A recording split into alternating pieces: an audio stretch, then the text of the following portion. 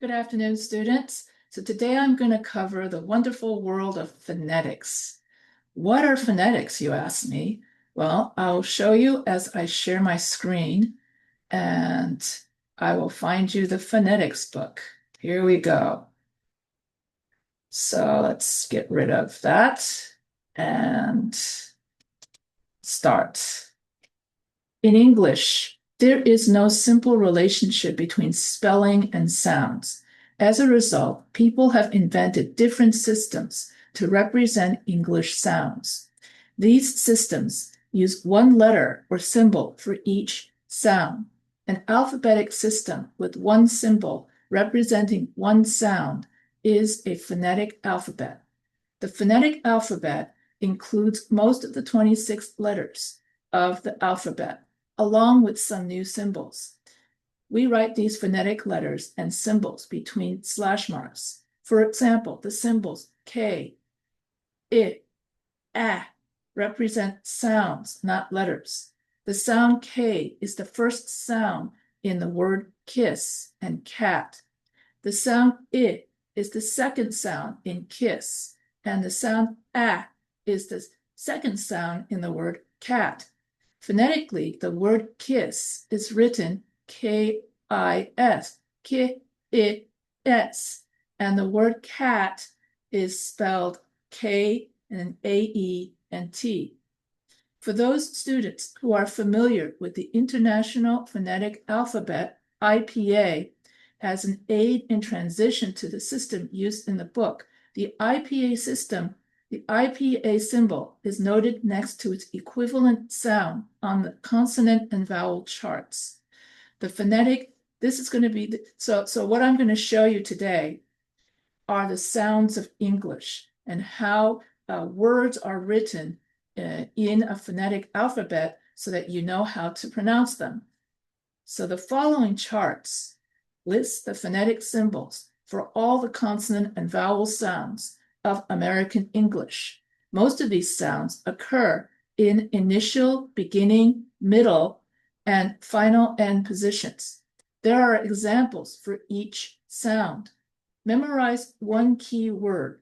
It will help you remember the sound for each phonetic symbol.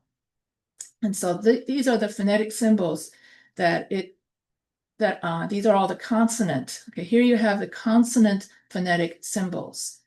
And so when I go to ESL schools and I teach accent reduction, I have my ESL students read this list. I have them read all of the phonetics, both the consonant sound chart as well as the verb, the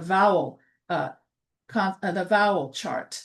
Okay, so I have them read everything, all of these, the vowel sounds, as well as the consonant sounds. And I would listen with my ear how each ESL student reads these sounds. And if any of these sounds aren't correct, for instance, a Chinese person would say, instead of saying Ronald Reagan, a Chinese person would say Lonald Lagan, as if it's an L, because the R sound or the R consonant sound doesn't exist in French. Same token, in French, they don't have the H sound. So when they say my last name is Ho, you have to breathe to say the H sound. But in French, they would just say, oh, without the H, because they don't have, when a French person speaks English, instead of saying house, they'll say house without the H, okay? Hot would become hot in French. In other words, the O and the T. And so each language around the world, we all don't have the same sounds. We don't have the same consonant sounds. We more or less have the same, some of the vowel sounds. Oh yeah, okay, vowel sound differences. And I went over this in my videos, previous videos already. For instance, in French, you would say U for tu. That sound does not exist in English. And as a result, when an American student tries to say U, it comes out U or tu. And so right away, when an American tries to speak French, you know right away, oh, that's an American trying to speak, because he or she has such a heavy accent. So when you teach accent reduction, you have to teach people how the sounds are made in the mouth in order for other people to replicate that exact sound so that they can learn the language without pronunciation mistakes. And the interesting thing is when you're a child from the age of, I guess, babyhood all the way until 12, that's called the critical period. Kids can pick this up just like that. They don't need to have accent reduction lessons. Accent reduction lessons usually occur if you try to learn another language after the age of, I believe it's 12 and 13. After the age of 12 and 13, then if you try to learn another language, you start to have an accent. And the older you are trying to learn another language, the heavier your accent is. For example, my brother's name is Rodney. That's the correct pronunciation. But my uncle, who learned English at 30, kept on saying Rodney, Rodney. There's no, that extra D sound is totally unnecessary. It's supposed to be Rodney. You notice the soft D, but he would put so much emphasis, that's intonation, too much emphasis on the D sound and say Rodney, Rodney, like that. And my mother used to make fun of him, tease him about it. So when you want to do accent reduction training and you want to teach ESL students how to learn the sounds of English, that's how I use the book. Give me a second. I got to go grab it. Okay. I don't know if the camera can see it. It's called Pronouncing American English. And this is where I've got the chart from. It's page 7 of this book. And then inside this book, so let's say that the person can't say P, then there's a whole chapter of words just on P. And then you would have that person practice P. But the very first thing I do with my ESL students is I test them on all of these sounds. Then I listen to see when or where they'll mispronounce something, and then I take notes and write it down. Oh, he can't say P. She can't say T. She doesn't know the difference between an F and a V. She can't say, most ESL students can't do the and the. Only German students and American students, English students, British students, American students, and German students can say the, because English is a Germanic language. So that's why, but everybody else, if you're a French person, Italian, Spanish, or anybody else, Korean, Chinese, whatever, cannot say the or the. It comes out sounding ta. I want to go to ta beach. And I'm like, no, the beach. Then they have such a hard time with where to put the tongue. And so you have to teach them to put the tongue like this, the, between the teeth and the, between the two dental, okay? I have to learn how to put all the dental stuff together. But just like p and b, those are bilabial because the two lips come together. And then z and v, and one of them is voiced and one of them's not voiced. And a voiced sound, you can always feel the vibration.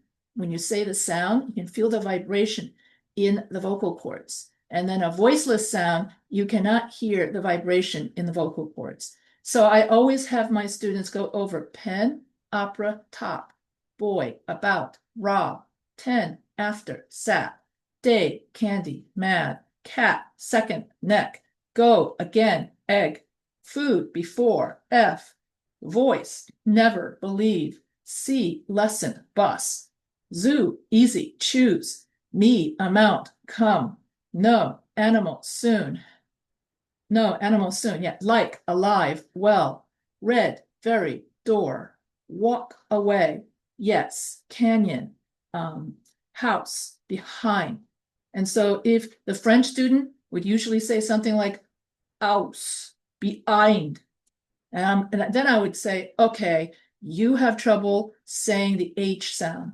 And so later on, I'll show you what to do when someone makes a mistake. But right now, I just want to introduce. And so all of these here are the consonants.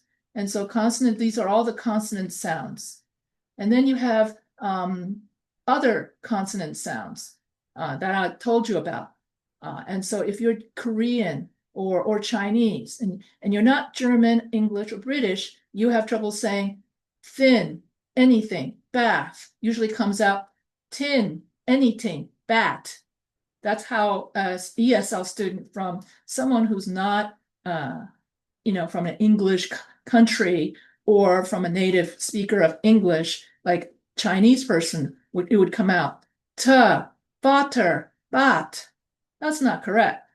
Thin, anything, bath, the, father, babe. And you have to show them that the tongue, where the position of the tongue, where it touches the teeth, where it touches where the tongue touches the top of your palate, and so on and so forth. Okay. And what's great about these chapters, it has a picture for each sound of where it is in your mouth so that the person can then replicate that sound based on that picture. So I'll get to that later. So thin, anything, bath, the, father, babe, she, machine, fish, pleasure, sabotage, child, teacher, speech, job, agent, page, think, king. And these are the phonetic symbols that represent these sounds. So this symbol represents the, this the, thin, and this one is the, which is voiced. This one is sh, okay, this symbol. This one is j. This one is cha with a T and a sh sound. So you notice it's the same symbol, but then this one has a T. So the difference between she and child, and therefore these two go together. And then another thing is what's good about it. It gives you you could test them how the sound sounds in the initial part of the word, in the middle part of the word, the end part of the word. She, machine, fish, and it's not chi, machine, and fish. I've heard some students make that mistake, and I'm like, no, not quite. And so then you have to show them where in the mouth, how it's formed. And I usually do that once I have them go through all of this, okay, from this, okay, these are all the consonant sounds. These are also consonant sounds. And then you have vowel sounds. Vowel sounds usually have to do with how wide you make your mouth and how much you open your jaw. So either you go like E or those are the extremes. Okay, either you're going very like this or very and so those variations, that's what you have with vowels, because it usually involves you either opening your mouth very, very wide this way, horizontally, or you're opening your mouth very like vertically. And so when you look at the vowel chart, it will give you the degree to which I and E. So that's the two different points, and I'll show you that later. And what the vowel chart, and as you go further down on the vowel chart, your mouth opens more and more and more. So it goes like, so it's kind of like this. So I'll show you that later. So anyway, so the phonetic symbol, these are the vowels, okay? The vowel sounds, each, receive, key. So notice the E. This is how, and the two things, how wide your lips like go like this, and then how you're closing your mouth. Okay, this is very closing of the mouth. Your mouth is not wide open like some goldfish. Okay, so it's each, receive, key, it. So that would be, sorry, that would be this one. If, sip, sunny. And now as you go further down, your mouth is going to open more and more. So that by the time I get to earn, my mouth is relatively open. A, able, take, pay. Egg, bread. Apple, cat. Ooze, ruler, do. Book. Own, boat, no, or, all, ball, law, oi, this one's oi, oil, noise, boy, ah, army, not, ma, I, ice, bite, tie, ah, ow, sorry, out, house, now, eh, up, cut, soda, eh, air, earn, girl, sister. And so one letter of the English department, sorry, not the English department, one letter of the English alphabet may represent several different sounds. One sound may represent more than one letter, and one phonetic symbol represents one sound. And so here I use, and that's what I use, the pages 7 and 8 of, what was that book? This book. I carry this around all the time when I'm doing accent reduction work. Okay. And so because I use page 7 and 8 to test the students. Okay, now I finished testing my students and I know exactly which sounds they stink at. And so now we go, then we open the book to practice. And so each sound has its own chapter. And so this is how you teach students how to do their sound. First, you have to go over all the different parts of the mouth, the inside of the nose, and you make them very aware of the lips, the teeth, the gum ridge, the hard palate, the soft palate, the roof of the mouth, the front, center, and back of your tongue, your throat, your jaw. And when you start teaching accent reduction, for instance, you become very aware. You know all the different parts. And when I used to teach accent reduction, I used to know by heart every single part of the mouth. As a result, I could teach them whatever sound they needed to make. So in Hollywood, for instance, there was an actress who wanted to learn the French accent. She already knew how to speak some French, but she wanted to improve her French accent. And so I went over, since I speak French, je peux parler français. And so there are some sounds in French that do not exist in English. And so anyway, as long as you teach the person exactly where that sound and how that sound is made in your lips, teeth, your nose, and all of this, you can learn any sound from any language. So that's why a lot of actors who, I think that Arnold Schwarzenegger, I didn't teach him, but some other ESL teacher at my school, the Beverly Hills something. I don't remember the name of the school. It was such a long time ago. But Arnold Schwarzenegger came to our school and improved his English. I remember our school proudly had a big picture of Arnold Schwarzenegger, in that he improved his English. Because when he first came to the school, nobody could understand what he was saying with his English. That is Arnold Schwarzenegger. Now, when Arnold Schwarzenegger talks, yeah, you can hear some accent from, some Austrian accent, but you could still understand them. But when he first came, according to that other teacher, that's what she said. So I didn't get to teach him. I got to teach at the school where he went. But by the time I went there, he was long gone and already long ago learned his very good American accent. So that's what it, but this, I think the school was just so proud, that they had a celebrity. But anyway, getting back to what I want to do, see, and so here you have to learn the articulators, the lips, the tongue, the roof of the mouth, vocal cords, the jaw, and then you identify your speech organs, the difference between voiced and voiceless. Voiced, you feel the vibration here, and voiceless, you don't feel the vibration there. Like the difference between s and z. When you say s, you don't feel the vibration. Now, z, you feel more vibration. So that's how you know, and consonants, here are all the consonants again, okay? And then if you have trouble with the consonants or the vowels, oh yeah. And so when I taught the French person how to say ha, and then I said, you should be able to see the steam on the mirror. You got to go ha, ha. And notice when you say house, of course, I'm exaggerating, nobody talks like house like this, all right? But when you're teaching speech, you do that. And then you have to practice, once you, let's see, stress and intonation. And what I wanted to show you was not all of this. I'm going to go back to the beginning.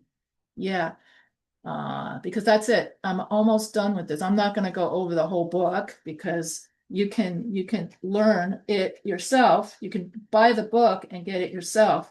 All right, so I would go back to the table of contents, which is where I'm trying to get to, the table of contents. Yeah, something like this. And so let's say I've done my test and I've discovered like all the different sounds this guy doesn't know how to do. And so what you do, you go back in the book and you have to go, I'm going to look for H, okay? I'm this French person and I can't say H for the life of me. So so all of this is a chapter for each sound. So if a person can produce the I sound, then you would take the person to page 82 and you're going to practice it. If the person can't do the A or E sound or have the difference between say and said, A, then you would go to page 91. Okay. If the person can't do which I believe, I forget which language, then you go to page 90 and there's a whole chapter of cat, the cat in the hat with the bat and that sort of thing. And oh yeah, British people are really good with the because a lot of the British accent is very so and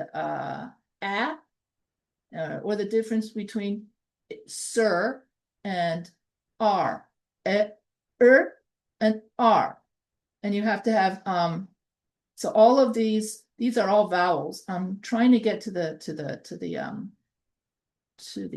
here we go. So you've got the Chinese student, and I've given them the phonetics test, the consonant chart test, the vowel chart test, and from that, I'm able to tell what are their weaknesses, what speech, they need work on. And so if you've got the Chinese student who keeps saying Ronald Reagan instead of Ronald Reagan, oh, okay, you take them to page 183. And then there's a whole chapter on nothing but R. So if I were to go to, let's stick to page 183. Let's see if I can get to page 183. 183. Oh, I'm getting there. Okay, 182. All right. R as in red, not lar as in lead, because a lot of Chinese students can't hear the difference between R and L. They hear it as the same sound. That's why they have trouble saying it. And so therefore you have a whole chapter teaching you how to say ran, read, right, around, tomorrow, are, raise the tip, and then it gives you a description. And then you would go over, of course, now I'm not going to do that here on this video, but with the ESL student, you would go over, this description. Then you show it with your mouth, and then he tries to replicate it. Usually they look so awkward when they do it because it doesn't feel natural. It's not something that they learn or they know. And so you got to, it's kind of like an American trying to learn the French R. An American has to go, gah. Usually the American looks like he's choking. And I go, no, you're doing it too much. you over, gah. It's like G and K together. Oh, gah. No, they have to be together. You can't say gah. Got to put them both simultaneous, etc., etc. You get the idea. So if you have a sound, if you have to learn a sound, this is second language acquisition. All of this is second language acquisition, in case you're wondering, when you try to learn another language. And you have to teach, do accent reduction, usually for or accent, any accent training for actors and actresses, or accent reduction for ESL students. And so the Chinese student would then practice, you would practice this whole chapter is nothing but all of these words. And they have to, and you and the student, because I was at an ESL school where you practice one-on-one, that they pay extra for that kind of service.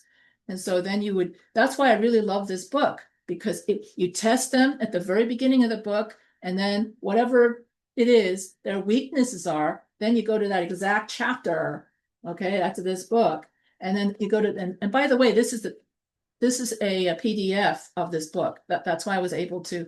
Anyway, rock, lock, and it sounds exactly the same to a Chinese student. They'll say lock, lock, and lace, lace, and I go, no, it's race, lace. Do you hear the difference? We hear the difference, race and lace.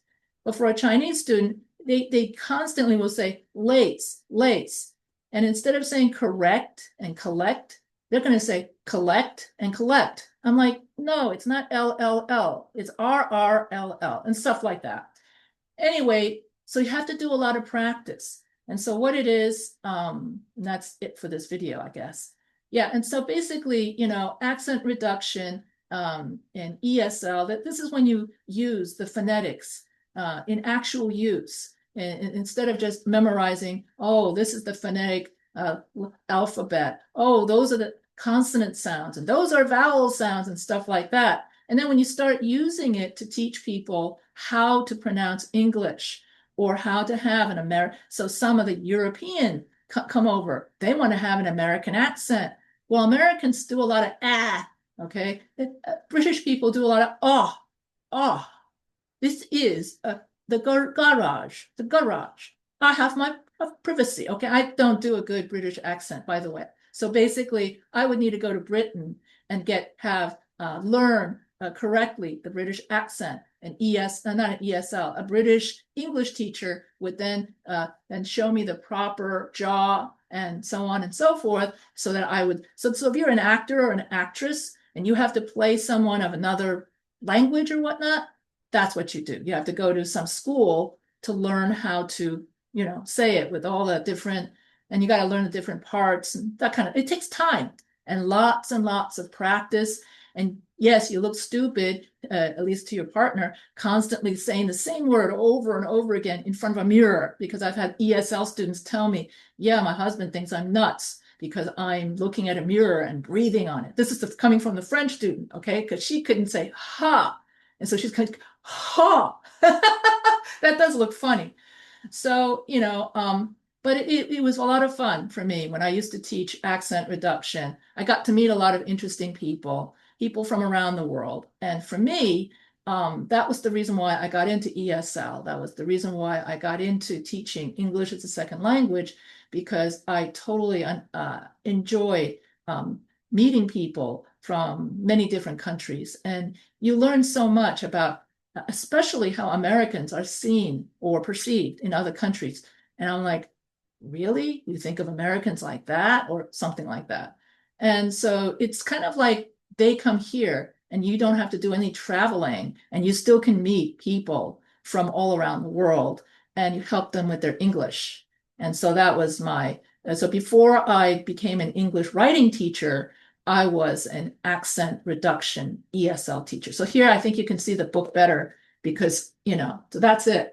This is an old edition. Now they have a third, fourth, fifth edition. But what's good about it is that you get to have the consonant, the whole list of the consonants and the whole list of the vowels all in one place. So you could test them. I think they have AI now that can do that, the same thing. I think there are AI programs that ESL students use that can gauge what their pronunciation. I guess I still need to go look that up. I read about them, but I don't know where they are. I do know, though, you can go to ChatGPT voice mode, and then you can speak your English and then ask ChatGPT what sounds, or ask ChatGPT, what are my weakest sounds? And I do believe that ChatGPT could, especially if you talk to it on the phone. So somebody has to email me that to tell me if that's so. But I do know that a lot of people do a lot of conversational practice with ChatGPT voice mode on their phone.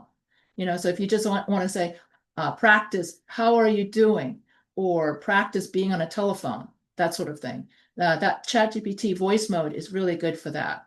So that the AI could say, well, in English, they don't say moshi moshi. That's Japanese for hello. And I think when my grandmother was on the phone in Taiwan, she used to go, wait. And that's a special way of saying hello, hello, and that kind of stuff. And I don't remember the rest of it. But you don't usually say "way" to unless you're on the phone. Usually, if you want to say "how are you," you would say "你好吗." It's most Americans know that much Chinese. Anyway, so I hope that you learned a lot about phonetics and the sounds of English from this video, and that you are other books. This is a great book if you want to learn grammar. The grammar book, an ESL, EFL teacher course. That I'll do for a different video. This one I just wanted to do the sounds. And then another book, which I really like, which is very easy to read, Essential Linguistics by Mr. and Mrs. I believe Snow. Oh, sorry, Freeman. Okay, Snow is another author. So Mr. and Mrs. Freeman. And so this is what teachers need to know to teach ESL, reading, spelling, and grammar. And what it does is that they break down linguistics, second language acquisition theory, first language acquisition theory, as well as a lot of teaching strategies for ESL in a very easy way and very easy to read. So that's what I like about it. And so it breaks it down that even if you don't know anything about linguistics, it's easy reading. I remember my text was way harder, like, wow. But anyway, so I hope you enjoyed this video about phonetics. So have a great, and if you like this video, don't forget to subscribe to the Professor H writing channel. And if you have any questions, don't forget to you can email me at any time. Have a great week.